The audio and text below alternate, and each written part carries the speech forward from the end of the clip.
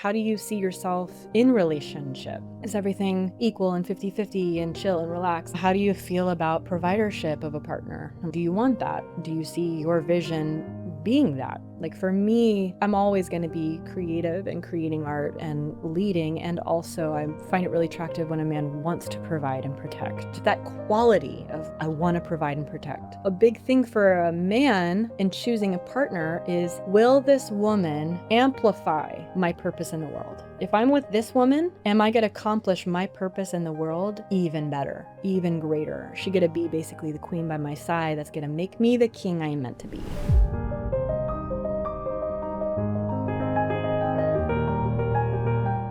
Madelyn Moon. It's a awesome name, by the way. It's like a secret agent kind of name. That's right. That's right.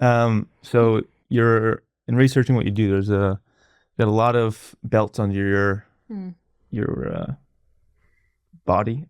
Somatic facilitator, feminine embodiment teacher, feminine masculine relationship teacher, well versed in energetic mastery. Because of all that, I want to open with a question that I've been burning to know the answer for years, and I think you have a good perspective on it, which is often I see very bright women with a lot of light who get into a relationship with a guy who initially matches that light, but over time her light diminishes, and a year or two passes and she's a shell who she used to be. And having researched the field of woman, it's a very common experience. Why is that? Why do so many women get into relationships where years pass and their light's gone? How does that happen? Love that you're starting with this question. Yes. Wow, that's beautiful. And the answer is going to depend on the experience, of course, and it's going to be nuanced. I'm really, in my last several years of relationship and studying energy, I've really come to find the importance of holding nuance in everything. And like there's so much beauty, and there can also be so much pain, you know, in an experience in a relationship like that. And one of the things that I believe leads to an experience like that is the primal nature that a woman has to continue to shape shift into what her partner desires. Even if her partner does not ask for this, there is a primal, very, very, very, very old part of the feminine body that says to be safe must contort, must shapeshift in order to be what this man wants to stay safe. And the goal is to be able to hold the primal parts of ourselves, but also hold the highest excitement of who we want to be. So this is why I think it's really important that we choose partners from the beginning on, do I feel safe in my fullest expression with this person? Like, not just, are they great? Are they a good guy? Are they solid? But more so, am I noticing, even in the beginning phases, that my body has spontaneity and instinct, and I trust that part of myself? Or is there some kind of either power dynamic or some kind of tension or distance that actually keeps me feeling unsafe in the full expression that I have to offer? You know, and I'm talking about even if they're not asking for that, right? Because there's still a chemical experience that's happening between two people that's like on a psychic level if a woman feels safe to fully express. But then we have on the other side a partner, maybe a masculine partner that is very vocal about wanting shift and about wanting change. And then woman starts to decrease and walk farther away from her path that she's wanting to walk on how she wants to express, and more close to what he wants in order to feel protected, provided for, under his safety, right? Power. Does that make sense? Yeah. What are some of the most popular components of the feminine you think y'all unconsciously like to hide, that you just fear showing to men? Gosh. Yeah. Well, One of the things, so I've been teaching a lot about the power of being unhinged. It's like one of my main things to talk about is like, come unhinged. Like, show us your gremlin side. Where are you a gargoyle? What's gnarly about you? And this is something in my containers that I hold as in high regard. It's like the first thing we do is like, what do you want us not to know about you? Embody it and show it. And in relationship, I've often found that when my unhinged parts come out the most, the weird parts, the dorky parts, the part of me that loves fantasy or just like, like busts out and a lisp just for fun. Like those parts of myself, when I find that they are adored by somebody, oh my gosh, it's like so much juice comes alive in my body. Just feminine juice, sexiness, because that part of me gets to be adored and loved, and that part of me gets to adore and love. So I think the weird part is up there. But the other part I will say is, okay, so give me a moment to put it all together, because it's not the expression of anger that I think a lot of women are afraid, because we feel angry. And that's also something that can typically be pretty accessible to women. Women can sometimes be quite mean, because they don't have the relationship of healthy, full body anger. And there's this thing that women will do sometimes when they are upset about something, and they'll do the, I'm fine. There's nothing wrong. And you feel very clearly you're not fine. There's something there. And I think what's underneath that is this, I needed you. Where were you in this instance? I wanted you and you dropped me. Why did you lead us to this place? Oh my God, I'm full of anger and I'm pissed at you and I'm sad. And like that feels terrifying to share with a partner, because that part feels unlovable, like the full expression of need, not the, sideways leaky need, which comes out as neediness, but just the full expression of you let me down and I'm mad. How does one navigate that line between expressing that need versus veering into neediness? That's something I'm not great at. So it's a tough line. How does one do that? You practice. You practice before it's come to you. What's an example like in your life where you've kind of gotten better at something to do with that, where you've been like, this used to be a severe neediness component of wounding and trauma, and now it's a need I own. What's something in your life that you gotten better with that? Yeah. Well, this happened to me kind of recently, where I had an experience where I felt really dropped. I felt very dropped. And on the other side of neediness can be the ice queen experience, or just like cold. Yeah. They can be the same. They're just two expressions of it. Like, I need you. Where are you? Versus I don't need you. It's the same exact wounding, just different forms of the way it shapes. And you can do in any given moment, they're both like, protection mechanisms, like trying to cling to something or trying to like, push it away. So I had an experience where I felt dropped in an instance, and my initial response was, okay, kind of cold. Okay, well, let me know when you are like ready to hold me better.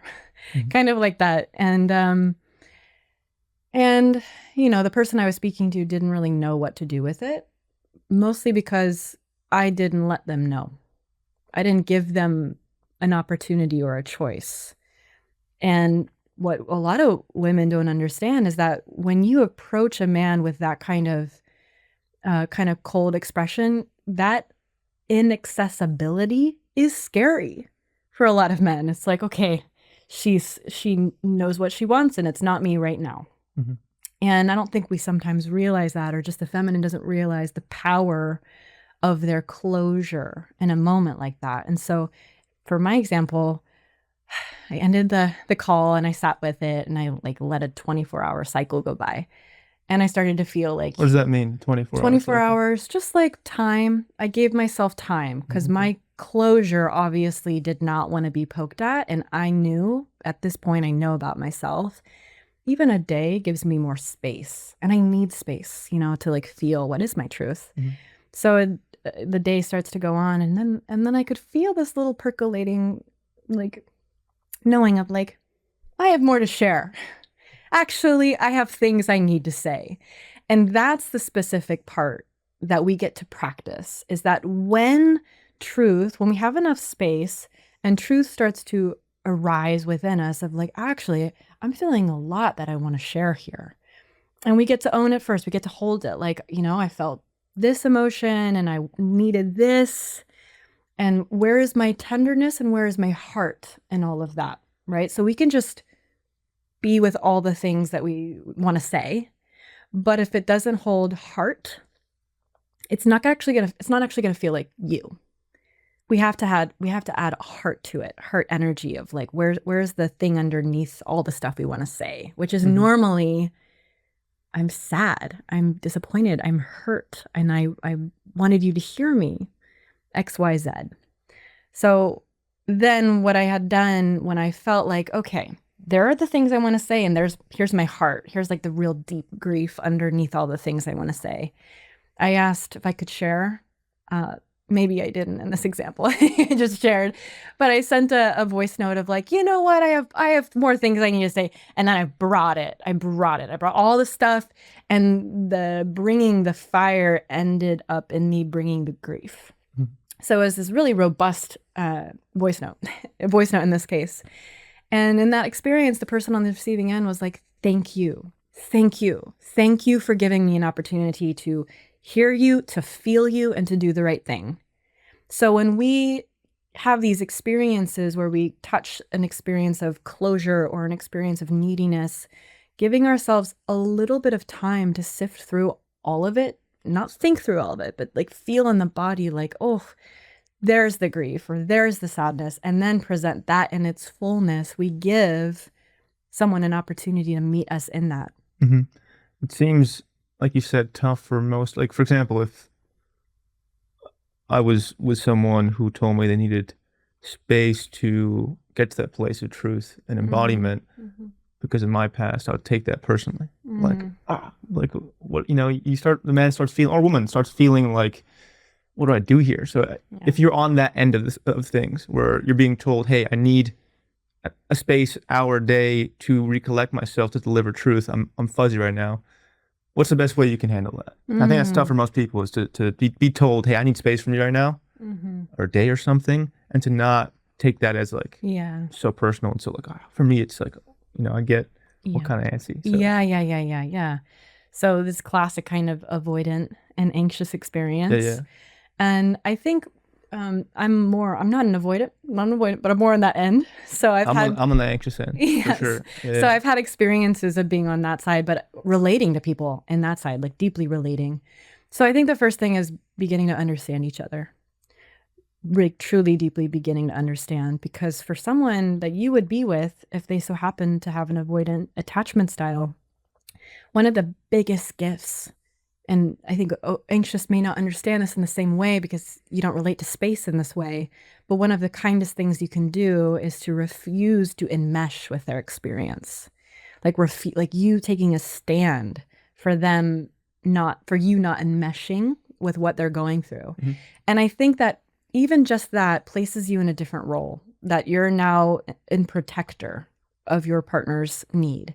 So instead of being a passive journeyer in her experience of kind of needing space, you're active, like you're actually a part of it rather than living in reaction to it. And then what is your process that you go through? I think sometimes people with the avoidant, they kind of leave themselves to be with the other person's experience. Like you're spending less time about what's going through your body. What do you need right now? How do you need to take care of yourself? And what can you provide inside of the space? So I think orienting towards yourself more in moments like that is one of the best things that you can do. Not disconnecting from her, but just orienting back into yourself, like your needs in this moment. How do you hold yourself? How do you ground?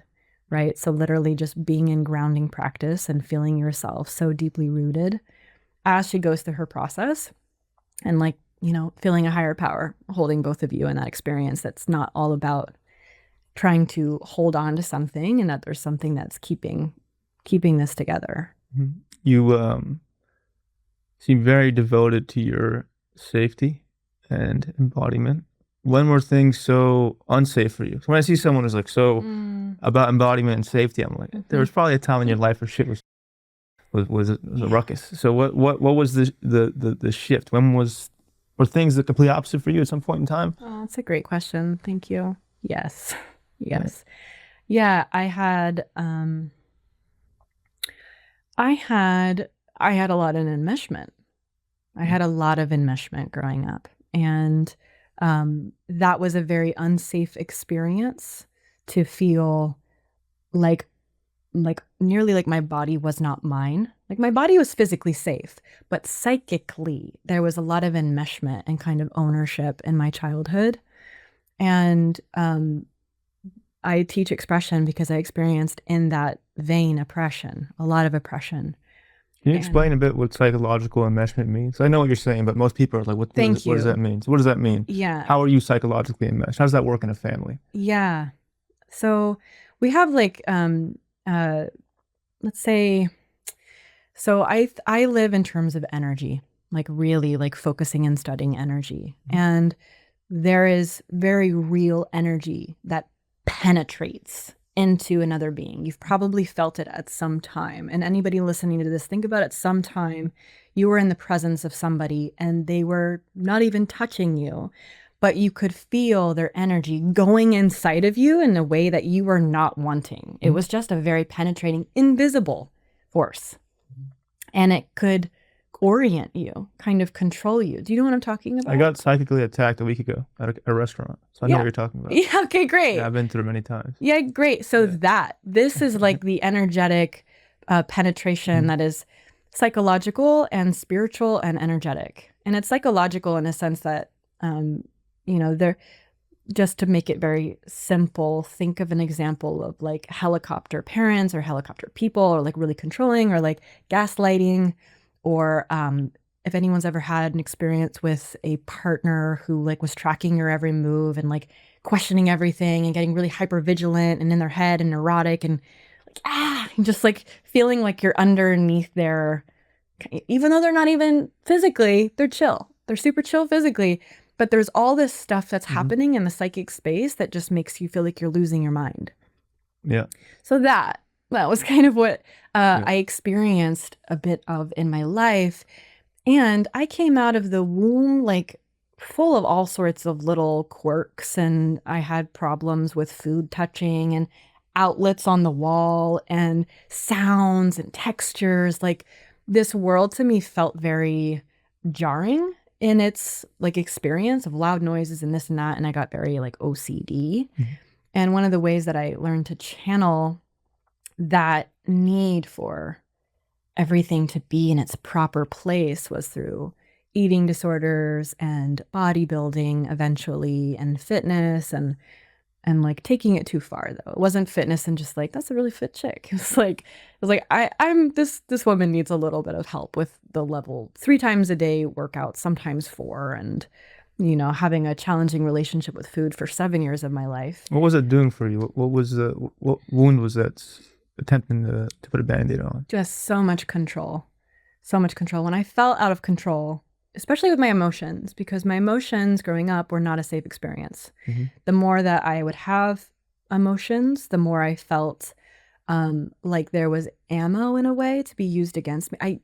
It was a painful experience to reveal, to show my cards. Because you felt like your parents had removed love? Like what made you feel like your emotions were... Yeah, it was like being put on the spot. I never quite felt like a removal of love, but there was an intensifying of energy that my body didn't know how to hold. I'll just say it that way.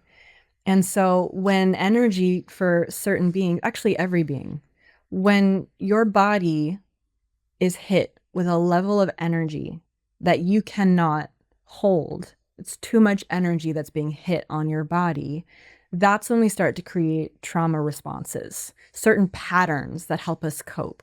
So for some people, it's like you leave your body. You leave your body when too much energy hits.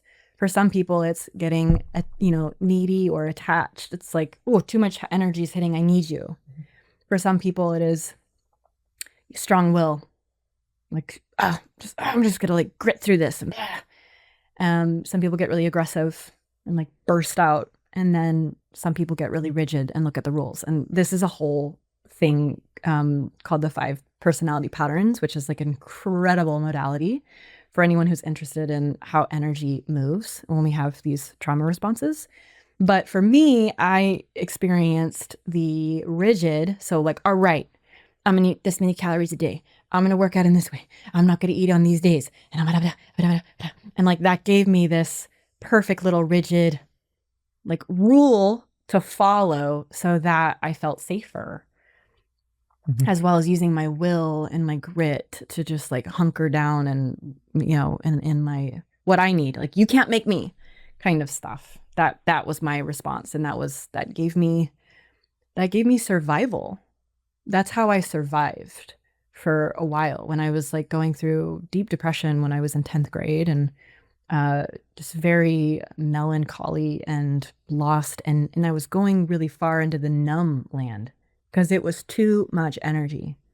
And so, you know, and so you can see how these things then as an adult will turn into patterns such as maybe what you experienced and what I can sometimes do, which is going into kind of that ice queen, not feeling at all, because that's what we learn as children to survive. So when you give someone like that space to like really find themselves, they get to come out of, I'm not in that trauma experience that I had when I was a child. There's space for me to actually feel myself and come back to myself, and space for me to lean in to my partner. What was your romantic life like during the era of you being obsessed with control? How was that reflected in that department?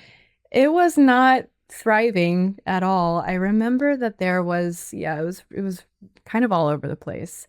I had a boyfriend when I was getting into bodybuilding. God bless him. He just was this fun-loving, competitive biker who just wanted to go out and have fun, have cocktails, and go for fine dining. And there I was, just like reaching into my bag and pulling out my little Tupperware with old tilapia in it. And he's just like, okay, well, you know, I was like peak of my fitness body. I was hot, and I think he was just like, it's okay, she'll do her thing. But I think he thought it would end at some point. And I remember I was an emotional mess because I was using this coping mechanism that just doesn't work.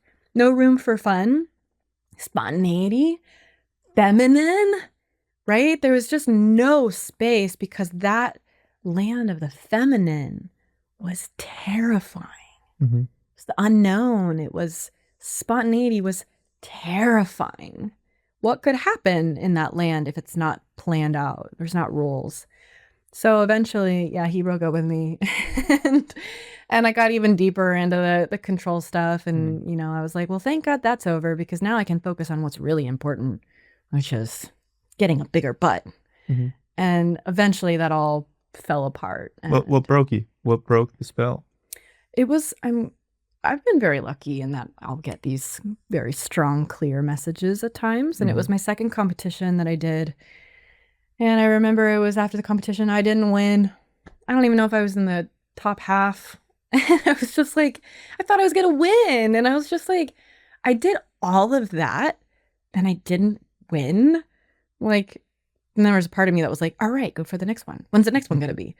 But then mainly there was a voice that was louder than that was like, you're 23. You're never going to be this young again. Stop it. Stop it. Stop wasting your 20s like this.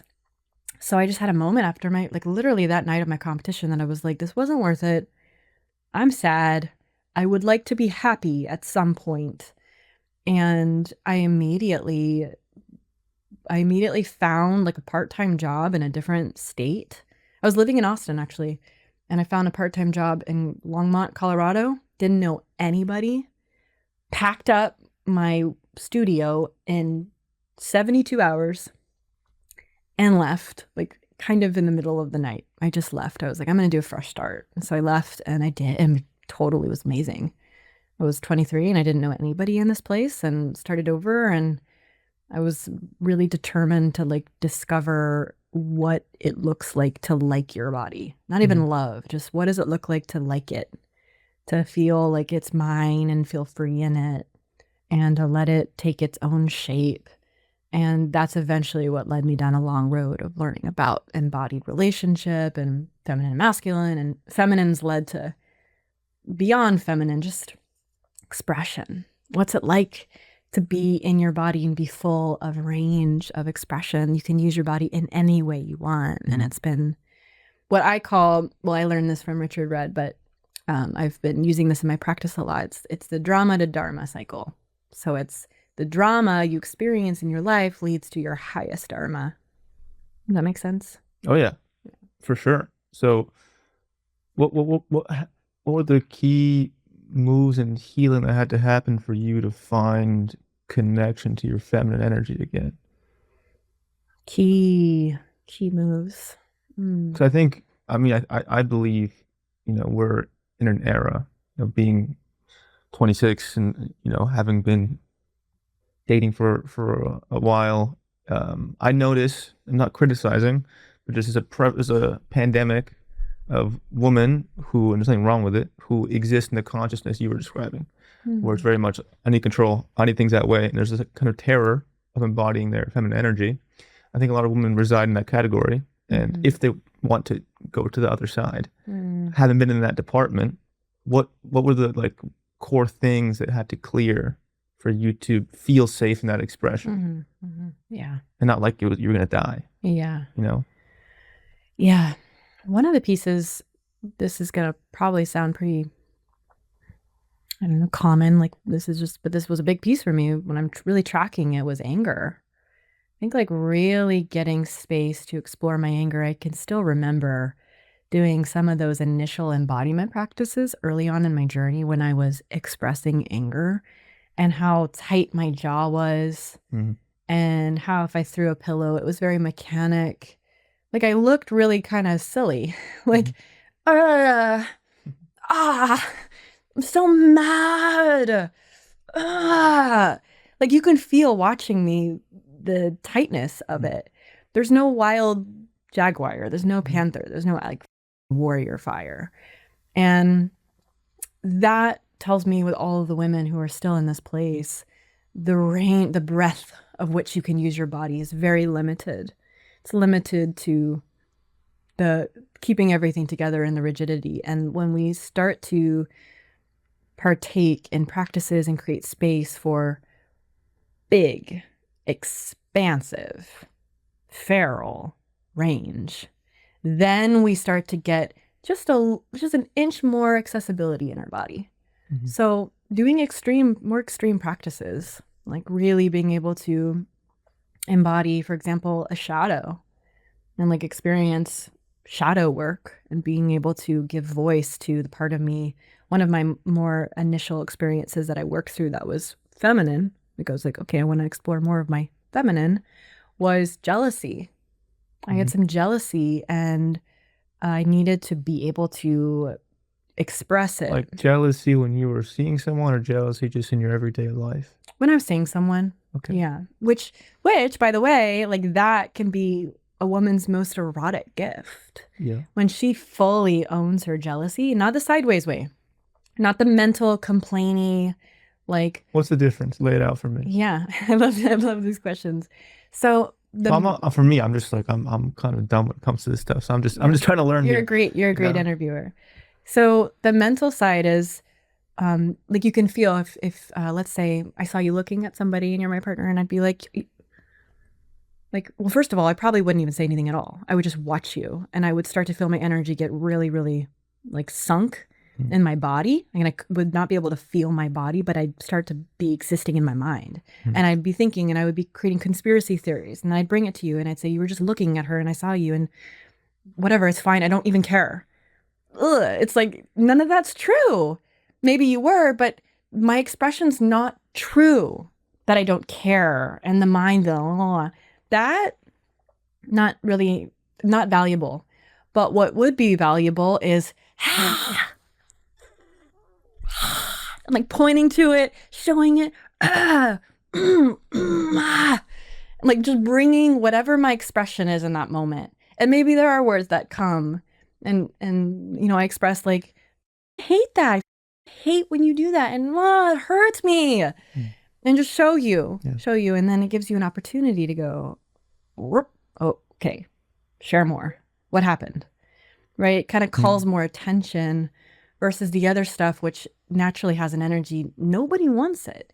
If I was to be in my head around what the thing I saw, I promise you women who are in that place are not happy with how they're expressing it. No one's really getting anywhere because then you get into the defensive because that energy itself doesn't feel good and not much will satisfy her in that land. Not much. Because the real thing that's going to satisfy her isn't even what you do most of the times. It's her being able to express it fully with the body, with the heart. And it can be it could be playful, it could be wild, it could be bratty. Yeah. I don't mean this in a weird way, but that was like attractive. Like it was like just honestly. But on the flip side, like I think as a man, I've never been able to express that on my end with safety. Like I've tried many experiments, never seems to work. As a woman, is there even a sexy, attractive way for a man to deliver that? I think it's almost always perceived as like neediness and attachment. So how's it different for a man in his expression? Yeah. Or is it the same thing? Yeah. Well, okay. What I would say is if a man is experiencing that, every woman's different in what she likes. But what I think instantly creates some grounding in the moment, right? So my expression would bring more energy and more whoo. But if the roles were reversed and you brought more grounding into the experience, you just swoop over, grab this part of the hair, bring her face to face with you and say, I'm your only daddy. I'm your only daddy. You think that's the solution? Totally. Really? Totally. Okay, and to the woman who hear that, who are more absorbed into the feminist paradigm, and they're like, "Whoa, that's way too possessive." Why is that the solution? Well, I mean, like I'm saying, it's not going to be. I agree with you. I'm just for those who are resistant to that expression, and that seems oppressive. Yeah. Why is it not? Oh, why is it not? Okay, great question. Well, ask your body. Ask your body. Like for any women, instead of here, and getting into like what's equal, what's this? Ask your body. If your hair, first of all, this is like this lower part of the head. That part is like the cervix of the whole body. Like something happens in a woman's nervous system that just this bottom part of the hair. And how hard are you pulling? Well, it's not pulling down. It's more like a handful of grab and then just kind of a little pull back. Yank? Okay. Yeah, just not a yank, just like a gradual. It's slow, but it's deep. Slow, but it's deep. You can never go too deep, only too fast. So, when you're doing that, you're creating deep presence. And it's got to be done with your grounded body. So if a man was to do that, maybe yank the hair and kind of stumble on his feet and not make eye contact, totally different experience. But if a man does that, swoops in and holds deep presence with her and says, eyes up here, and breathes with her for a minute, like the body, not all women, but I think a lot of women, the body, you will feel in your system, because most women desire to be seen that much. Like it is hot for you to notice my presence to go somewhere else. That's even hot. Like if you were to feel jealous because I was looking at some other man and you felt me that much, you saw I was looking at another man, that's actually really attractive because it tells me you're feeling me and you're kind of tracking where my presence is. And there's no story. There's no story, no price I have to pay for whatever it was that was happening in the mental way. No story of like, you're doing that, so that means you don't like me, and that means that you don't respect me. That goes all out the window. Yeah. And you're just embodying your claiming. That's where I was I was making the stories. Yeah, this and there's a time and a place for exploring what's going on here. Why are we both looking in opposite directions or whatever? There's a time and a place to slow down together and to like, what's happening here? Is there somewhere you don't trust me? Like, how can I do better? Things like that. But you're coming from the place of curiosity and desire to understand each other, and instead of the story. Like, and if you do have a very strong story, can you propose it in such a way that's, I'm creating a story right now. Nothing that, you're doing, but I'm creating a story, and I would love to ask you what I'm feeling here. That's a big one that I ask a lot. If I do have something I'm creating, sometimes I'll propose it and I'll just say, can you help me understand why I feel that way? Is this just me, or is there something that you might be doing that's kind of leading me to feel this way? That's pointing me in this direction. And sometimes the answer is like, yeah, that's exactly what's happening. And sometimes it is, thank you for sharing. I'm not doing that at all. And I totally see why you feel that way. What other examples of like dominant masculine energy are attractive? Well, I like all of it. What's the line like? What's the line where it becomes oppressive, where it becomes unsafe? What's the line there? Well, so if you've seen the example that I shared, there's no like, you can't do that. And I think the oppressive parts is when control. It's like a feeling of control. And I love, because this is nuanced. This is very nuanced. And one, there's so much heart. There's so much heart, and there's even a little bit of levity in play. Like if you're using the word daddy, like daddy's eyes are up here. There's play, and why daddy? Why the word daddy? Well, because maybe just me again, but I love the word daddy. No, a woman do. I'm just curious. Like, why daddy? Is there some Freudian shit? I don't know. I just, I was just curious. Sorry. You could also say just my eyes are up here. Yeah. Something like that. I don't know. There's just something hot about like, I think it's a way, especially when you are the same age, that it does create a little fun power play, a little fun dynamic of separation. And anytime we're looking at chemistry and what we could say is polarity, we're creating separation. And I think daddy just automatically creates some separation because that's obviously an older thing. But you could also say any word that resonates for her that, maybe I was just curious. Some women really don't like that. They really don't. But for me, I'm all about it.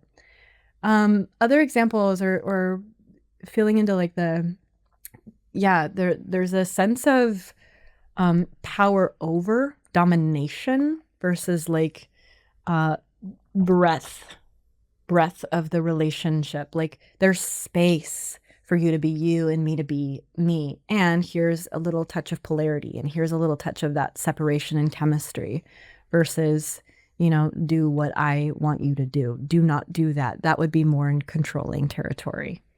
With the other one, when you're actually like being artful with your dom energy, she can still do whatever she wants. There is no control in that. Now, if you stay together because of her doing whatever she wants, like that's up to you. But there is like breadth in her self-expression and no shaming for the expression. Does that make sense? Yeah. I think my limited understanding of women, that y'all's intuition is a lot of your power lies there. And I feel like where my hesitancy and like submission domination is a common potential problem of squashing the woman's intuition and gaslighting it, being like, I want this thing my way, right?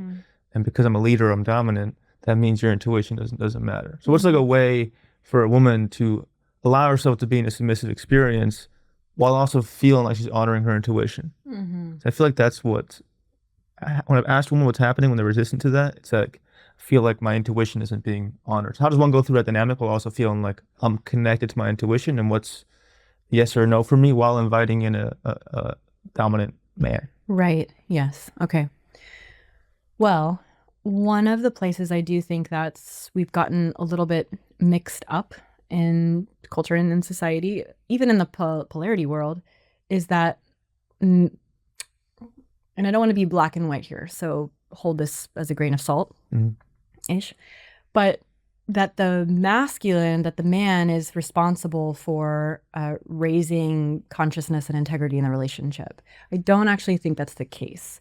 I think that the feminine, because she's so intuitive and feels with her entire body and can sense consciousness and integrity like so deeply, it's a very big gift for a woman to bring into the relationship, is feeling when there's a lack of integrity or consciousness. But it's not in a mothering way. It's not in a like do better kind of way. It's just like, I'm feeling something. I need to share what I'm feeling. Something's coming up for me. And I think that ultimately should always be supported, her feeling state. Not necessarily that what she's saying is always true, but just supporting and loving. Thank you for sharing. Like, something is going on here. Or like, what else do you see? Like supporting and nurturing. One of the most beautiful ways men can be of service to the feminine is listening when she feels something or when she sees something. It's one of the most delectable experiences for a woman to say, I feel something's off here, and for him to say, tell me more. What are you sensing here? And I think what she does is propose a feeling, or propose an energy, or propose something. Something is here, and then he can be here to direct that experience. So she has this swell of feeling and intuition, and then he listens and holds it and then can direct it. So it's a way that we work together. There is no domination over in any way. And when we start to get into these moments of, fighting for who's the most alpha and trying to gain control, I think it's a really important moment for us to create space for all the things that he is sensing, all the things that she is sensing, and be co-creative together. Be collaborators in this beautiful journey that is a relationship. So he's kind of creating structure for your intuition. Yeah, exactly. And really deeply listening when something is arising from the oracle, and it doesn't always mean it's correct though. So also your intuition comes in when it feels like perhaps she's not being totally of service to the depth of her own wisdom.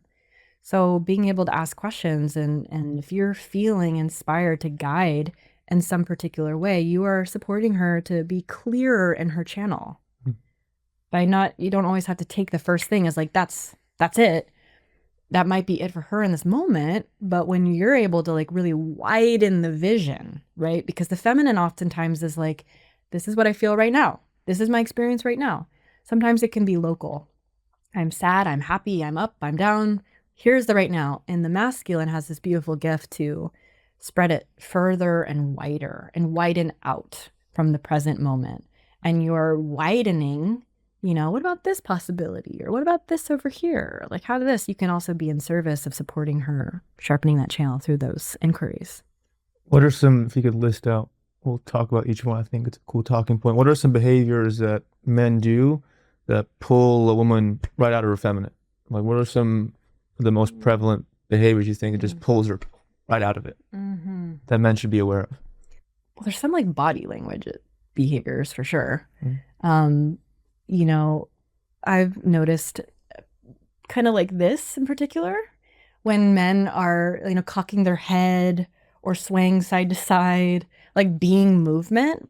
Not that you need to be perfect. I really just want to anchor that in, because I think sometimes it just creates more stiffness in the body, and we want the body to breathe. We want the body to feel safe, to be how it is. But some things like that I've noticed pop me out of my feminine when I feel the wiggly nature of a man, in a specific moment. What's that reflecting? His wiggly nature?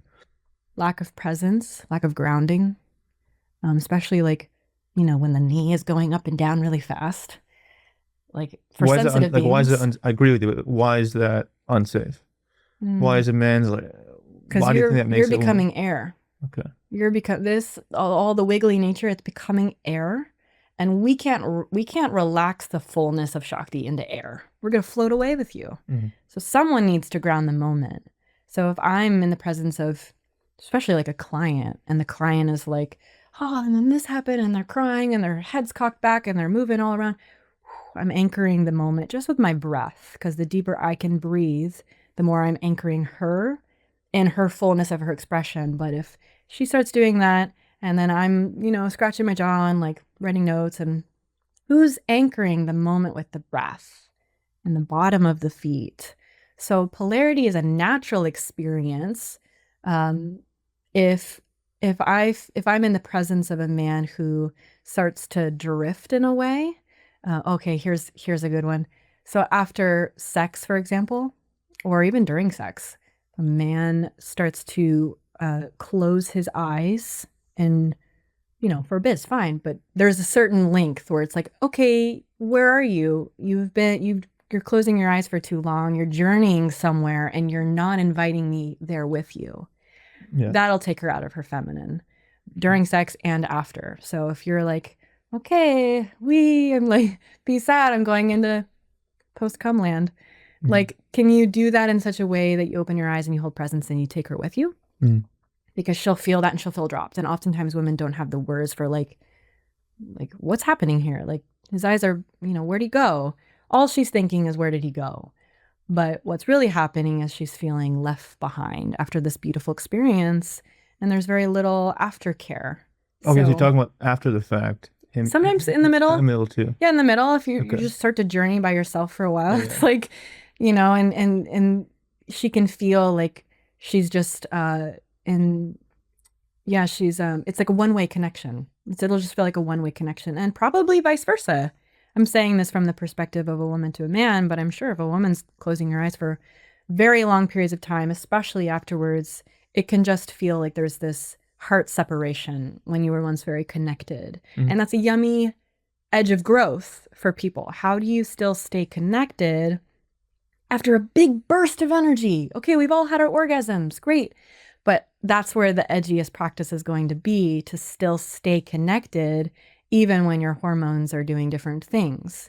A woman's going to be probably surging with more life force after an orgasm, and a man oftentimes, especially if he ejaculates, will go a little bit down. Mm-hmm. And so we're on different planes. How funny is that? God made us this way. But it's a good edge of growth for us to be able to meet each other in those different moments, mm-hmm. and stay together. More examples? Yeah. Well, I would say a lack of direction. Definitely a lack of direction. So this can be a lack of direction in the relationship. Like, where are we going? Because she's going to feel that. She's going to feel it like, all right, where are we going? Because something very important for men to understand is that a woman's sense of time is very different. Like, because y'all can make babies forever, for a very long time, your sense of time is still a little different. You're not thinking about the baby thing, but your body is built as the way you relate to time. And so for a woman, our sense of time is very different. Being that our body is the vessel of time, being that as primal beings, so much of what we've been here to do is procreate for, however many years, thousands and thousands and thousands of years. Our bodies are that clock. So our sense of time is a little bit different. When we're 39, 1 to 39 is very different. It's like the equivalent of y'all from 1 to maybe 60, mm-hmm. and the way time works. And so if a woman is with a man who's not creating some direction kind of soon of like, here's where we're going, or here's where I want to go. And then once we get to this place, let's explore where we're at then. Kind of creating these markers, she's going to feel her body's sense of time kick in and then feel the desire to lead that conversation. And if she has to lead that conversation, she's going to be thinking, does he feel me? Like, where are we going here? Little less with younger women, but especially as a woman gets older, that's a very hot quality. Why do you think so many women know this, but then keep dating men who don't do this? Mm-hmm. Like, that's, I think, maybe the male perspective is kind of like women say they want all these things, and then they're still dating the guys who don't do any of it. So what's going on there? Is it some traumatic pattern perpetuating itself? Like, what makes a woman, even though she knows that the man should have structure and have these timelines, that she still stays with him? Mm-hmm. Yeah. Oftentimes buying into fantasy that it will change. especially if he says, he doesn't know now, but he will at some point, just bear with me. And there's this deep desire, especially after people have bonded through intimacy, that her body has now been chemically wired to follow his lead. And if he's not leading them anywhere, she's just kind of like, all right, well, I'm just gonna attach to your system for now, and we'll see where we head. What do you mean by that? Her after sex, she's chemically wired. Yeah, so I never heard that. Yeah, when we bond with someone, there's all sorts of things that happen for a woman's body. For example, when she smells his smell, when she hears the sound of his voice, the body starts to feel, for a lack of a better way to put it, in devotion to this human. Now, chemically, there is a enmeshment. That's different because for men, for many, many years, you just spread your seed anywhere. You don't have that quite the same. Alison Armstrong talks about this. I believe it's like I might say this wrong, but I believe it's like a 2-week cycle in particular that your oxytocin is particularly high for a woman. So if you have sex for the next 2 weeks, I hope I'm saying this right, but the next 2 weeks, you're going to be super chemically bonded to this human, whereas for a man, I believe it's 2 days. So you can see there's a difference there. Like she's now, especially if you're having sex quite a bit, you're renewing that lease every single time. And for over the course of years, obviously it gets stronger and stronger and stronger. So women will go back to men simply because they're bonded, yes, but there can be a re-triggering of hearing his voice and smelling his scent where the body is like, I belong here. So when we have sex a little bit too soon with somebody before we've actually been able to see if there's someone worth following their lead, we can end up bonding to people when they don't really have a clear idea of where you're headed. What has to be checked before you have sex with a man? Like what do you have to be like, boom, boom, boom, yeah. I'm ready? Yeah. What has to go on for you? Well, for me or just for everybody? For you. For me. Okay. Yeah. So for me, how do we communicate in conflict? Like I would like to have some micro conflict, maybe just a disagreement, but like, how do we work through that? Does he take things personally or not? That's kind of number one on my list, interestingly. Why is it tied to you being ready for sex? Because I want to be bonded with somebody who does not take things super personally. Mm-hmm. Like, is he able to let things roll off? Can something happen? Can I say something accidentally? Can I be human and he doesn't attach to it and create a story about it and make me wrong for it? Yeah. Like, because that's a part of the self-expression. If I'm going to be fully self-expressed, I might say things that are off the cuff. And it could be very easy to create a story about it. Like, does he know how to laugh? Does he know how to play? And is there levity? There's not levity in the relationship. My particular soul will, like you were saying at the beginning of this podcast, mine will go down. I'll start to feel diminished. I need levity and play and lightness. And is there a vision? Yeah, I do think. And even though I say that, not every time that I've been intimate with someone did he have a vision. A vision in what context? Where he's going and where we could go. Okay. Yeah, where is he going? What is his big vision for his life? And do I like it? Can I get behind this man's vision? It's very important for both parties to know, because a big thing for a man in choosing a partner is, will this woman amplify my purpose in the world? If I'm with this woman, am I going to accomplish my purpose in the world even better, even greater? Is she going to be basically the queen by my side that's going to make me the king I am meant to be? Do you relate to that? Oh, yeah. Yeah, I mean, I feel like men can't really feel loved if they don't feel respected. Mm-hmm. You can't feel respected unless she's like, I believe in your vision. Yeah. So what does it take for you theoretically to believe in a man's vision? Like what because I mean, I think a man could hear that and be like, I want to be this billionaire entrepreneur, and he has no capability to do that. So what do you have to see in him to be like, I believe in your vision? What's required in that submission kind of like, I believe in you? Well, I think the first step is it's natural. The first moment is very natural. You see someone or you meet someone and you feel them and you're like, oh, you're going places.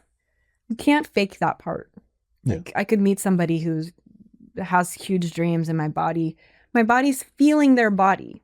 My body's feeling how they're in their body. And I might be like, love the dream, but I don't feel them in their body. And so my body's going to respond to that in like a, I love the words, but I'm not quite feeling you in that. There's not an alignment.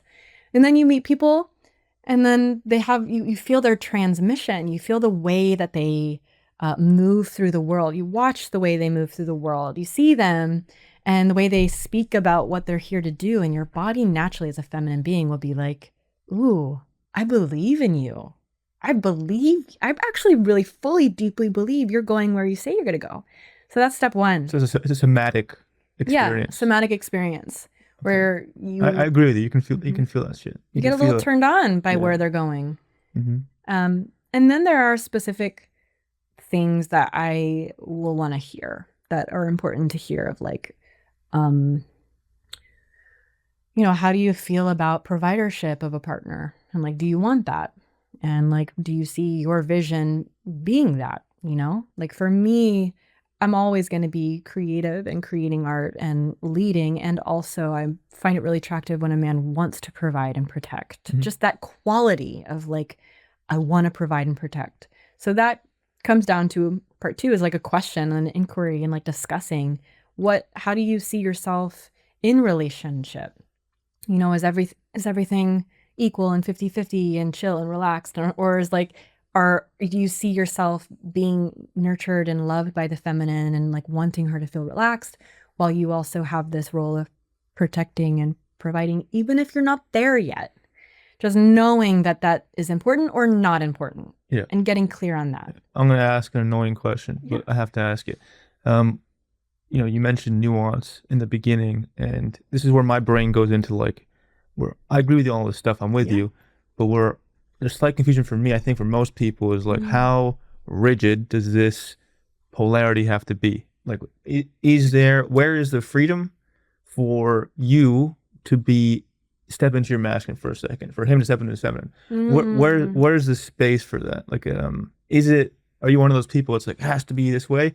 Like, what if there is space to dance, where is that allowed? Yeah. So I'm going to be really clear. I am a very masculine being. So if if people are hearing me share all these things and thinking that I'm just falling into the arms of somebody and being taken care of, that's so not the case. There is so much room for it. Like a woman's masculine is exquisite because that's her oracle, that's her sight, and it's her order, and it's her devotion to beauty. That's not all. And I don't even want to get caught in these words, feminine and masculine. It's just what it really is an inner dance between the ways we create order and structure, and we have sight and clarity, and we're warriors, and the ways that we dance, and that we fall back into ourselves, and that we open, and that we emote. That's an inner experience. And then we have this interpersonal experience of the ways that we move and groove. But I am never thinking about the feminine or the masculine or polarity in relationship. Pretty much ever. No? I'm not fighting for it. I'm not trying for it. It's natural. Okay. And then there are these little micro moments where I may notice where I want to lead something. And that would be a polarity moment where I widen with my masculine and I go, is this a good time to lead? Or is this a good time to let go and trust he's got it? My masculine does that. My masculine's like, shut the up, Madelyn. And I pull back and then I just relax the part of me that wants to guide and lead. But then there are other times, and I'll oftentimes ask for permission. It's like, I would love to share with you what I see, or I'd love to share this plan. I share all the time, like my visions, but the way I do it as a feminine being is I try to propose a vision in such a way where I'm like, this is my highest excitement. And I share it from like this place of, oh, this is what I would love to do. I had a night like this the other day where I was just like, my highest excitement would be champagne and in the fireplace roaring. I didn't say a plan, like how about we do this and then this and then this. But just as the feminine part of me, I have a great plan. But I'll share it as my highest excitement would be this, and then let it be taken care of by the person I'm speaking to. Then the masculine being can take my excitement and my desire and make it manifest and make it reality. Yeah. So I don't have to do the reality part, but I can bring the dream. Yeah. I ask because there's as a man, there's certain, I'm not complaining, I think it's justified, but there's like this stuff you're saying is a common answer I get, which is great. I agree. But then it's like when a man will like step into his feminine a bit or do things that aren't aligned with that masculine paradigm, the woman is just wired to just react super strongly. So it seems that like Can you give me an example? yeah, like for example, like you said, if I'm moving like I'm not complaining, I'm just relaying this, that if I start doing that stuff you're saying, if my energy's up here and I'm moving and I'm a little chaotic and I'm being a little needy maybe, almost always in all the been fortunate enough to have an expansive dating experience, that always is not taken well. Like it just like there's just immediate like it's just like a wired in thing. So my kind of question, which is hard to explain because it's so complicated, is like I agree with you, there should be this freedom to do things, but there's still these wired in like defenses when a man does those things or a woman does certain things. It's like there's still this wired in like like for example, like you said, if you don't feel that guy kind of being there with you and he's moving around the place, there's like a built in like so it's that's like I kind of think where my brain goes into spending way too much time thinking about like yes, there should be freedom to dance, but there's still this like unconscious wired in expectation that women are wired to kind of have that doesn't grant that much freedom in it. So you get what I'm kind of saying? So I have a couple things. I think one beautiful thing just for women listening, thank you for sharing that, because I think it's great for all women to understand like that experience that y'all have.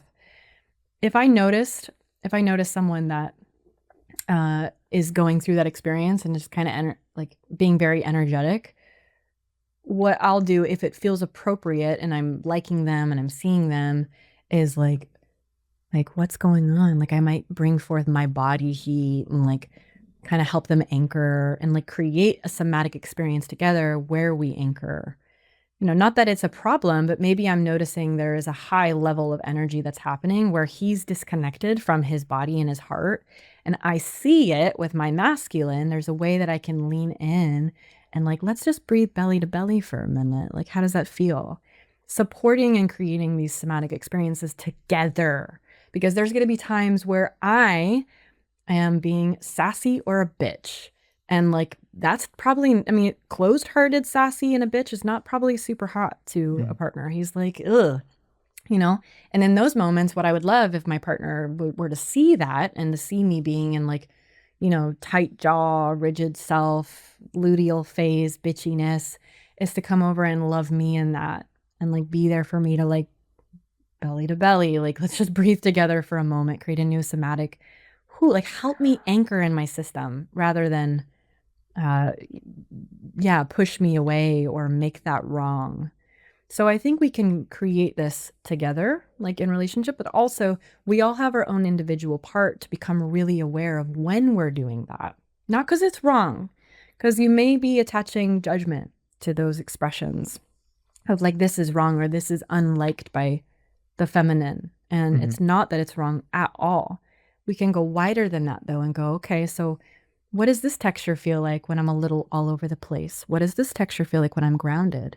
And become really good at being aware when we lose ourselves and to know how to anchor in, not to be more masculine, not to be better. Yeah, I think a lot of this revolves around kind of revealing your vulnerability with some level of elegance, I guess. I think, for example, for me, I'll get all woo-woo for a bit. Like I've had my karma in many past lives, haven't seen them in visions and things, is my partner, my divine lover, has been killed in almost all my incarnations. It's like a experience I've called on. So I have this like wired in terror of like losing someone. And I had abandonment issues. My mother passed away. So it's very much like this karma of calling over and over again, of feeling like that she's gonna drop, abandon. And me, because that primal, like that creates this primal kind of neediness. That's a prime force that would push away the feminine. It's been my dance and being like, this is wired into me. I wish I could just snap my finger and heal it. It's healed. A lot of it has healed in my kind of problematic expression of it. My brain always goes into, I think maybe every human can relate. It's like, how do I reveal this, like this core wound I've carried for lifetimes in a way that's elegant and vulnerable enough to cause empathy and relation rather than like pushing someone away. So the question kind of is how do you reveal your core wounding with enough elegance and heart-centeredness to elicit compassion and empathy versus triggering unsafety in the other person? Yeah. Well, this is something that you get to explore from the beginning. And maybe you're already doing this, but I would just say what's so beautiful is creating a foundation of this level of truth of what comes up. There's a beautiful quote that I believe you say his name, Alain Dubuton, says, where it's on a first date, the best thing you can ask is, what kind of crazy are you? Yeah. What kind of crazy are you? Like, first question. And being able to share this with elegance when you're not in that moment. And then from then forth, if you continue to, be with someone, those things are meant to come up. Abandonment, fears, and attachment, that's all meant to come up in relationship. It's like, that's the perfect playground for all of our shit to come up. So how do we create awareness of when the shit is coming up and be able to say, hey, my abandonment stuff is coming up in this moment right now, and I want to be artful with it, but the truth is it's just like feeling really intense, and what I really need right now is that. I'm like asking for what it is that you need in that moment. When people start to push away things, I think is when things become, there's no ownership with it. There's like, it's coming out sideways or leaky, and there's not an ownership or an awareness of it. I think it's really beautiful, and it's really hot when a man is wide enough to know something is happening within their systems, and they're giving me an opportunity to do what I can to be the one to soothe it. Give me a split A/B test. What's the hot expression of that? What's the unhot expression of that? Yeah.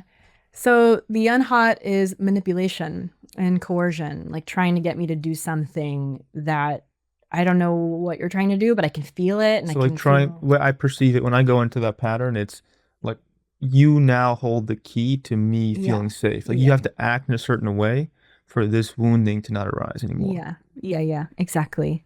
Like,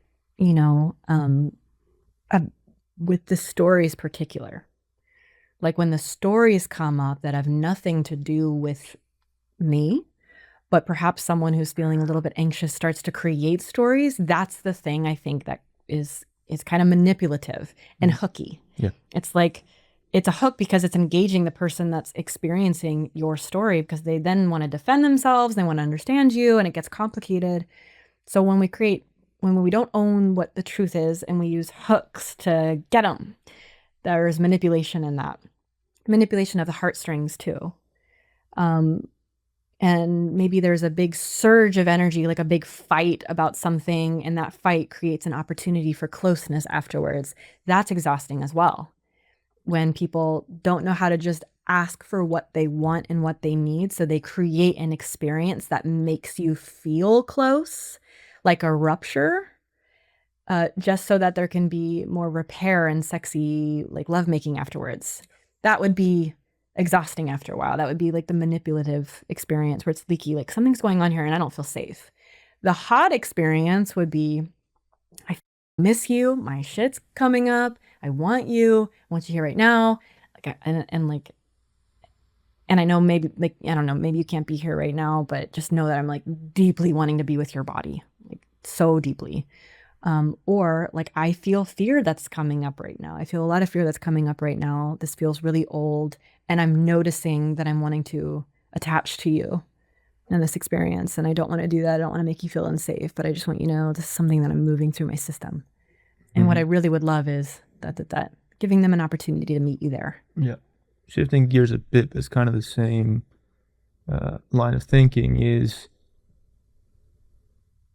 around this concept of safety and relating to each other in a way to enhance that. The popular term nowadays that enhances that is boundaries. And what I see in men, sadly, is a lot of men using that therapeutic linguistic to control, to be like, my boundary is this, you have to do this. So what are healthy boundaries that couples can, what is that?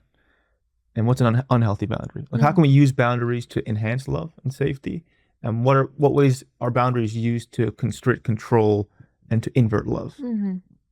Well, the best boundary is going to be a yes and rather than a no. And, the worst boundary is going to be a dead end. The worst boundary is going to be when you tell somebody else to do something for your boundary, because boundaries are only within yourself, only. And it's not even, it's definitely not about what people say and what people do. It's about the way that we hold ourselves, but it's also, we were talking earlier about the energetics of something. So somebody can be feeling some kind of way or have a judgment about you. You could have a judgment about me, and I could be hearing it right now, right? Because couples need to be able to have dialogues about stories and about things at times. And you could have something, you might think I'm a raging bitch, but one of my boundaries could be what I allow in my heart. So this gives you freedom to be able to, think what you think rather than me, you can't think that. You can't think that. Make you wrong for what you think. My boundary is that I'm not going to let it seep into my heart as truth. So what's an example of that in like a couple? Well, there's a beautiful, there's so many different ways for couples to be able to work through things, but there's one that I've done quite a few years, which is an imago dialogue, which is basically each person gets to have time to share all their things that they're thinking and feeling. The person mirrors it verbatim as close as they can, and then they empathize with the experience. So, this person may say, when you took me out to dinner and you looked at your phone, I felt really upset and that you didn't care about me. And this person says, all right, when I took you out to dinner and I looked at my phone, you were feeling very sad and upset and thought I didn't care about you. And then after you finish that, you can go into empathy, which is I'm sure that would feel terrible. So you really hear the person. But it can be challenging at times because when the person is sharing their thoughts and feelings, you might not agree with it. So a good boundary, a good way to relate to boundaries is that you are able to hear your partner's full truth without feeling it seep into your body. And then you carry it with you. So this is an you're discussing, which is I haven't heard before, which is boundaries should be more of an internal building rather than because to me what seems to be boundaries now is that an externalization of our own pain, projections. You do this and therefore my pain doesn't come up. What you're saying is that you're just creating your own structure in yourself to kind of not armor but create some kind of space in yourself to dance with the wounding. Yeah, I'd say that's the deepest boundary we can have. The deepest safety that we're hungry for from boundaries comes from that, what we allow in, what we don't, And sometimes the boundary internal is I'm feeling a lot of fire and I'm going to internally hold that here rather than projecting it all over you. So it's inside. But there's also boundaries that we do make with people. For example, do not raise your voice with me. If you're angry, take time away, 20 minutes to go do whatever you need to do. If you need to raise your voice, do it in a different room. But when we're communicating, please don't raise your voice at me. And if you do that, I will do this. So creating some kind of very concrete consequence or response. If you raise your voice, I will leave the room. That is a good boundary. You can totally make boundaries like that. But the main part of that boundary is you leaving the room. Because you're still saying you have freedom to raise your voice, but I'm gone. This is what's going to happen. It's unsafe for me. When you raise your voice, it's unsafe for me. So my request is you do not do that. But if you do that, I will leave the room and I will come back in 20 minutes when you're That's a really important way to relate to boundaries. It's like, what will I do if something happens that I don't feel safe with? Mm-hmm. And that's the way we can love each other at the same time simultaneously. Is like, we want in relationships, you want to know, what can I do with my body that's going to make it a safe experience for us to be together? We should care about that. And if someone doesn't care about that, it's a huge warning sign for the relationship. We want to care about, how can I make my vessel feel so safe for your vessel in a dynamic, especially when emotions are high and egos are out and the trigger warnings are on. What can we do to make it more gentle for each other? So the boundary is a shared experience too. What's an example of an unhealthy boundary a man could give a woman, just to lay out the other side? You can't go to the gym in shorts. Yeah. Okay. Like why is that unhealthy? I agree, but I'm just curious. Because it's what you were just saying about trying to control his feelings. Like he's going through most likely feelings of inadequacy. And instead of facing those head on, bringing the feelings of inadequacy to his partner and the fears and the concerns and like all that may come up from there, maybe crying, maybe early childhood stuff, mom stuff. Instead of going into all of that, making it about her, you're dressing like a slut when you go to the gym. You're the problem. You need to make it better so that I don't have to feel what comes up when my girlfriend is beautiful and going to work out. Mm-hmm. That would be unhealthy. And that would make, that's where we're talking about like, Dom energy, unless there's like a sacred agreement of like, you can tell me what to do. Like, I love that. Tell me what I can wear to the gym. Unless she's asking for that. Yeah. And she's not asking for that and it doesn't make her feel safe. That's where there's control that's starting to happen. And we can feel in a relationship when there is the mutual desire for a certain direction versus one-sided kind of clamping down on. Yeah. And that starts to feel unsafe. Yeah. Closing the loop on the first question I asked in this podcast, what should women be meticulously looking out for in a man in the initiatory stages of dating to make sure he's not one of those guys who's going to squash her light?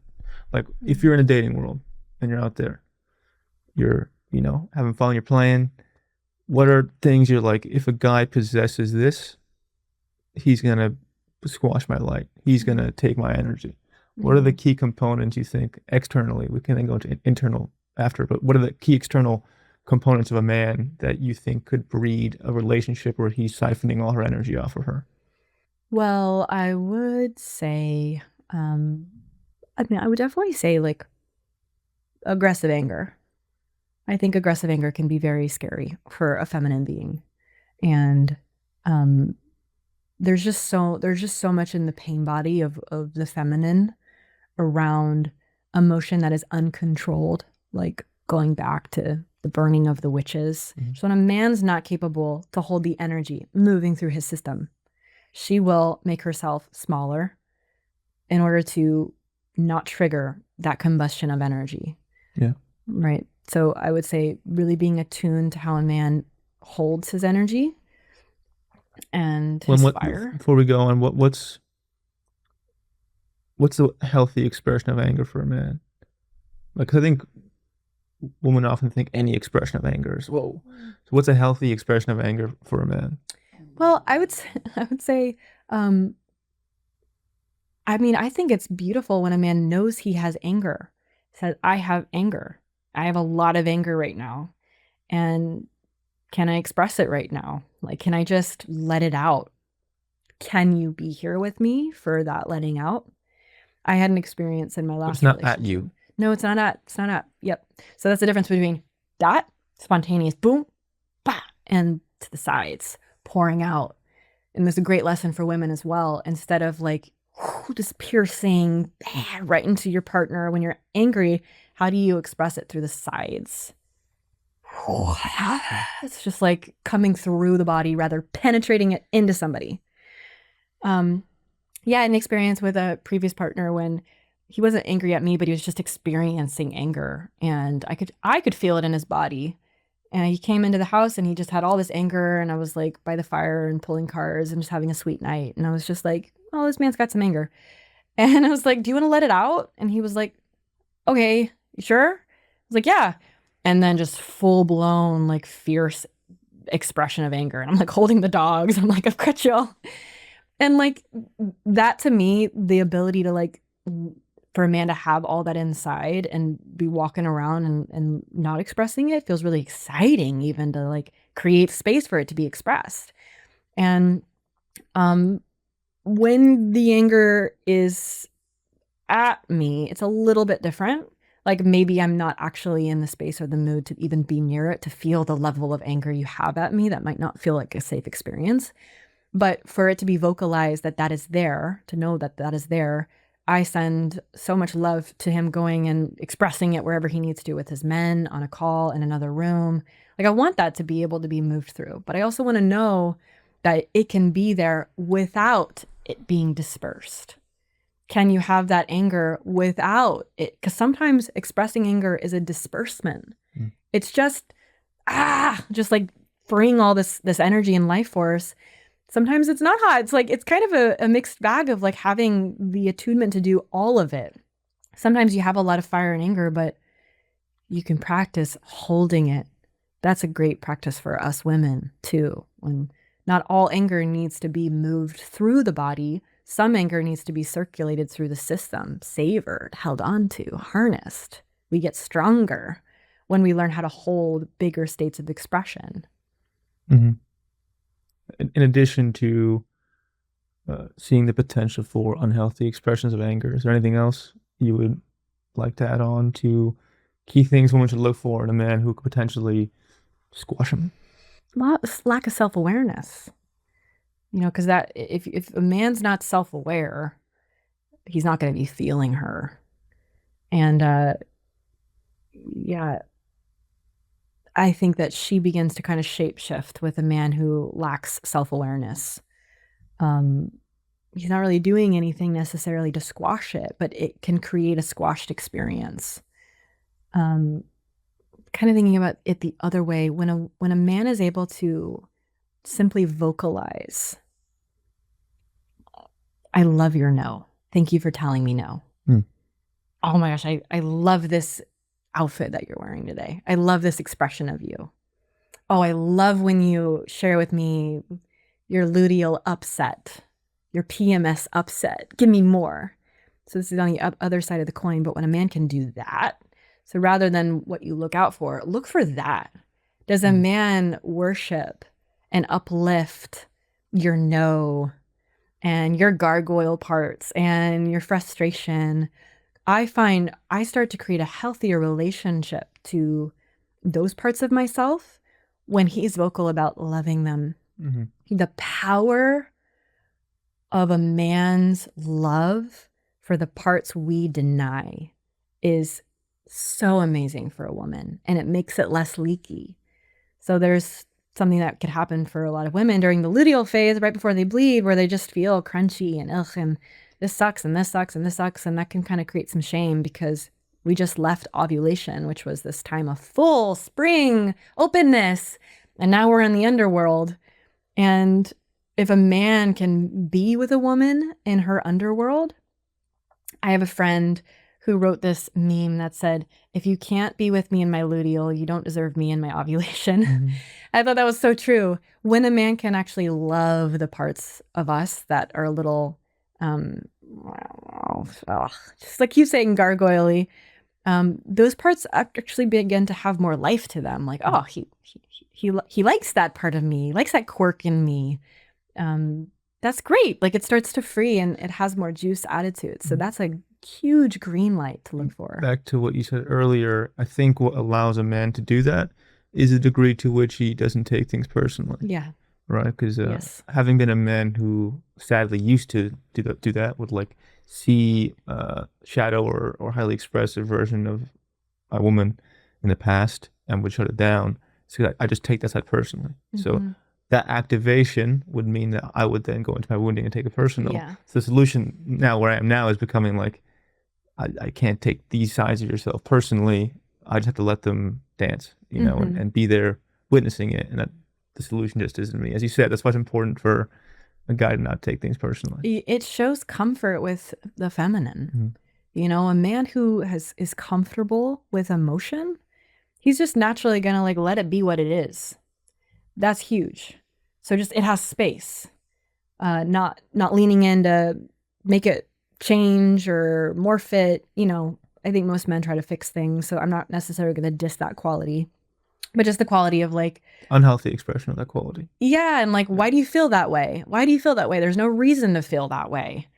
Or yeah, trying to bring in reason and logic. That's a huge one to look for. Is like if you use this reason and logic to get bigger than your expression. If you have something that hurt your feelings or doesn't feel good or you don't like, and reason and logic come in to tell you all the reasons why that is not correct, that can squash a woman's natural intuition and just feeling state. And then she'll be like, oh yes, right.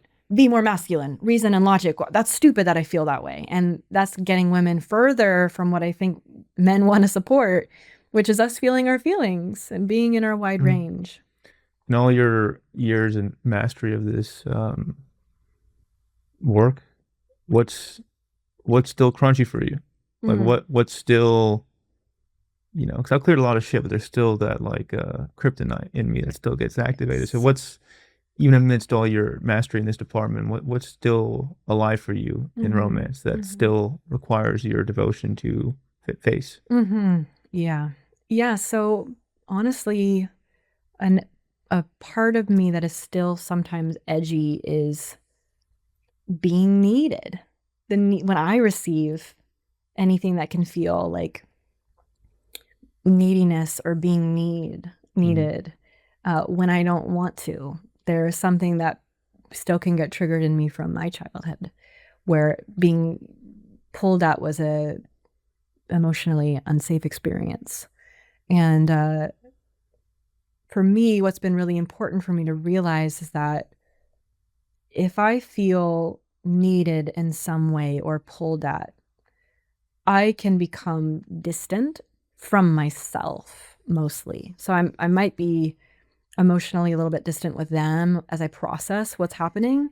But the most painful thing for me, and I literally just realized this like a year ago, the most painful thing for me is not distancing from them. I realize I can't find myself. If I go cold, I lose myself. So the thing I'm really sad about is that I can't find myself anywhere. And that's been a very big somatic experience because I've created a very big somatic shield, like a really thick shield. And you can use your shield for good, and you can shield out as a boundary things that are not, you know. So what are some examples of things you do to shield yourself in the not best way when that happens?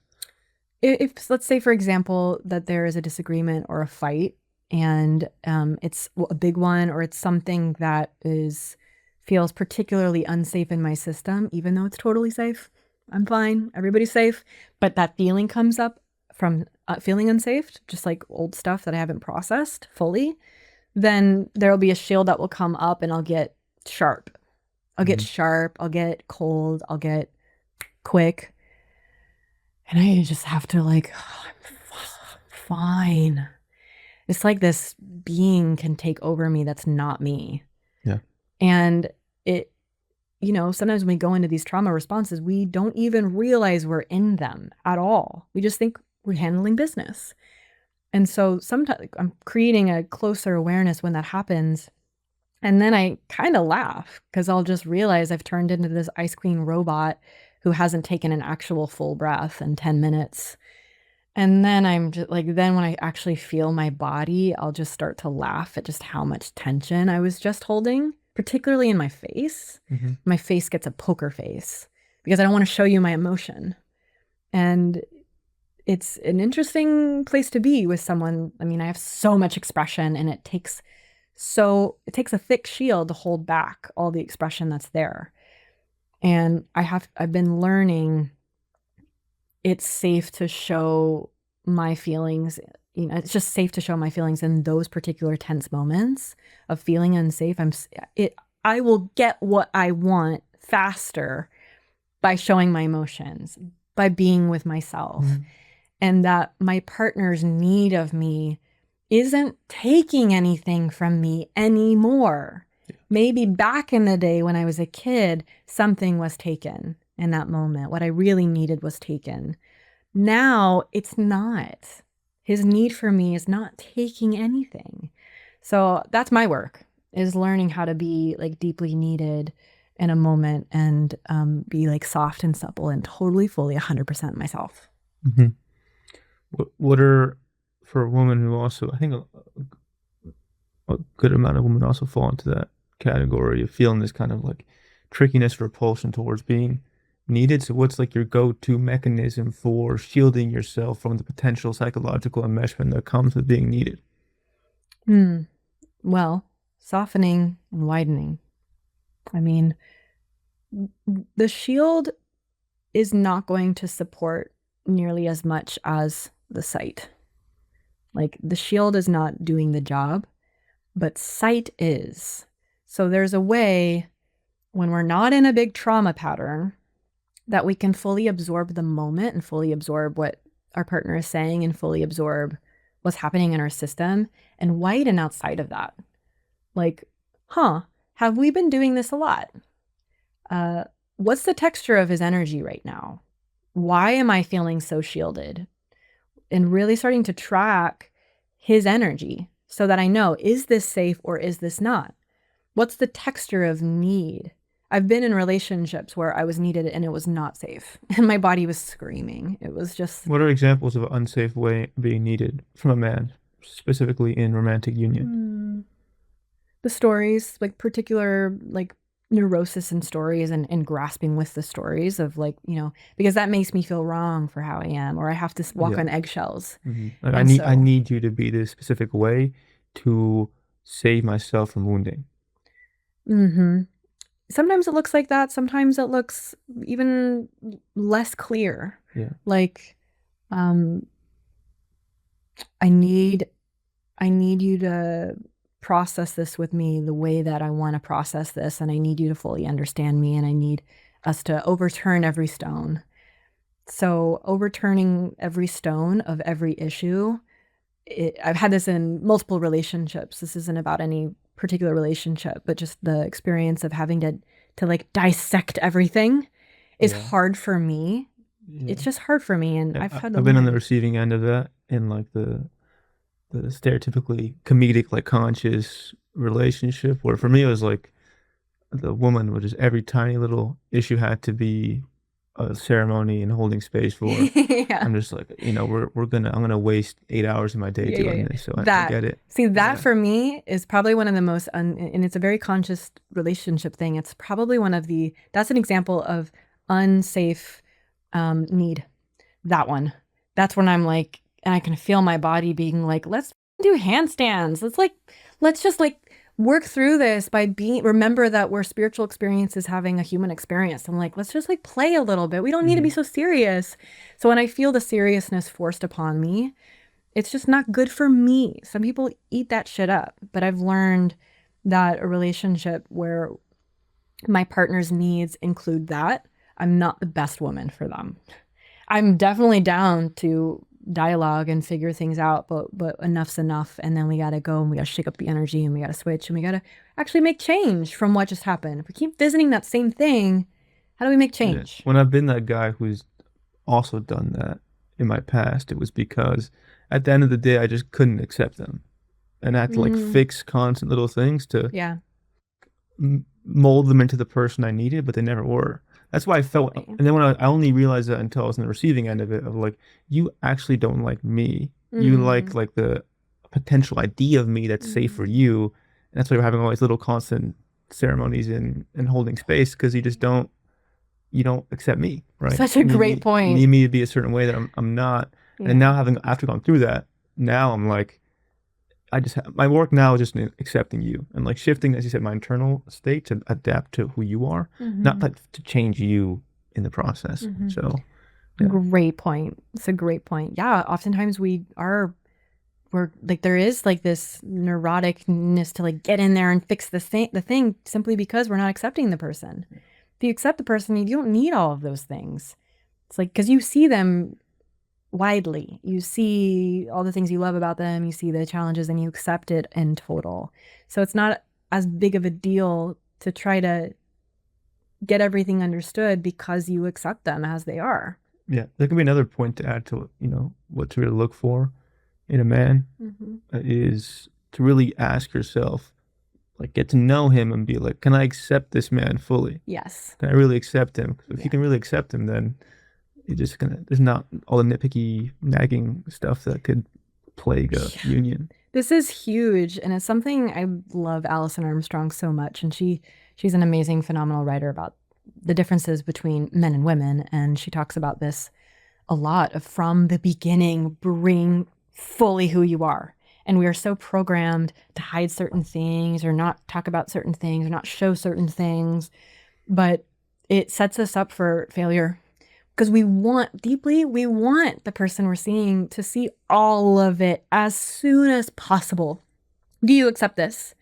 And something she talked about once that I was like, it's really interesting is to, like, for a woman to totally own what your body is, be like, do you accept this? Do you like this? Is this body type your thing? Instead of trying to contort or change your body, or like, do you just like your face on a profile picture and not show your body? You want them to see your body, because a woman will kill herself in pursuit of changing her body. Her entire life will start to shapeshift around her partner's opinions on her body. If he typically likes something different and he's vocal about that, then she's going to work so hard and her whole life will become obsessed with changing her body. So for a woman, you want at the beginning your man to see your full body and be like, do you like this or not? Is this your jam? And get that off the table. Yes, great. There's so much relaxation for a woman. How does one test that? Well, you ask. Yeah. You ask, you see, you observe, like, did they let, you ask, and you can feel someone's like really into everything you got. Yeah. Your junk in your trunk, all of it. Like, you just want it to be fully, deeply accepted and loved and embraced. Yeah. That's what when I give, men would ask me dating advice, what I tell them, I think I tell women too, is that there's like, if you want to play the modern dating game of like mutual hiding, of like having, wanting validation or sex and just hiding behind your true nature to like get something. I've mastered that in my younger years, being, not so great of a person.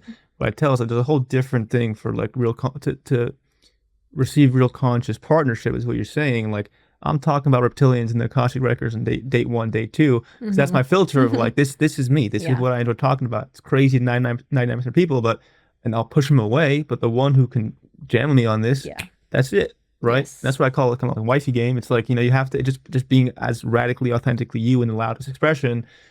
So someone could be like, oh shit, to know you're accepted for you initially, that's like, I think it sets a bad precedent if you're faking at any point in the courtship, to then be like, man, does this person really accept me? So to match that, I'm assuming you're showing yourself nakedly from the jump, if you feel like this is like, could be in alignment for me. Totally. Yeah. Yes. Yeah. And I also notice in my body, does my body feel naturally safe to share these things?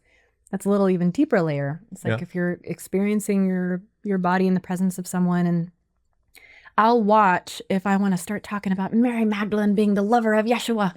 And then I'm like, oh, I'm not going to talk about that because it feels a little like it'd be awkward with this person. I noticed that too, because that's a lot to do with chemistry. Yeah. When you have strong chemistry with someone, you're popping off all these things about you, and then you're receiving them receive you. And it feels really good. It's like having sex with all the lights on immediately from the get-go. Like, you're just experiencing all of it in its fullness. And and I think that's just the only way to do it, especially if we're savoring our time. If our time is valuable, we don't want to hide anything, because that game can continue on forever. One thing that I'll ask at the beginning of a courtship is, or multiple times throughout the courtship, is, what do you not want me to know about you? Awesome question. From the beginning, like, what do you want to withhold from me? And it's always juicy answers. We're talking about all sorts of things. What do you receive mostly from men? Is it more like a past experience of shame, or is it their wounding? Like, what usually arises from that question? Curious. Yeah, I think typically it's more like here's this quality about me Okay. that can be a little bit challenging. And I'm like, thank you. Yeah. Love it. Yeah, what else? Mm-hmm. I get excited about those things. And I love knowing those things. And I love knowing, to me, it's exciting because I get to look out for it. And if I like them, I get to love that part of them. Yeah. So there's something that they do. I'm like, okay, I get to understand their nervous system more. If that's a little quirk that they have, I'm going to be so available to feel that part in them. And I've noticed it. Like, I've noticed those things come up with men because they told me about it. And then I'll see it come up and I'll be like, oh, this is the thing they were saying. And then I'll be able to work with it a little better because I'll have that awareness beforehand. Yeah. Well, I've learned a lot from this episode. Yay. I think, things find us at the right time, and I'm in a state of being where all these answers are really what I needed. Because I really struggle with bringing the wounded parts of myself to the table. I think I've prided myself on being like this warrior, masculine, like person, and that's led to a lot of amazing things. But then I don't bring some of the more vulnerable sides of the table in the most elegant way because I shame them. Then the expression of that is rooted in shame and control. Yeah. Thank you for inspiring me to lay them out on the table. I'm so glad. Yeah. Thank you. Your questions they slapped, as the kids say. They were lit. So good. I'm just asking what I don't understand. That's my perspective. That's what makes the best ever interview, though. It's like I can really feel that, and that's why the questions are like better than probably most questions that I'm ever asked. So thank you. Oh, thank you very much. Yeah. I appreciate it. Thank you.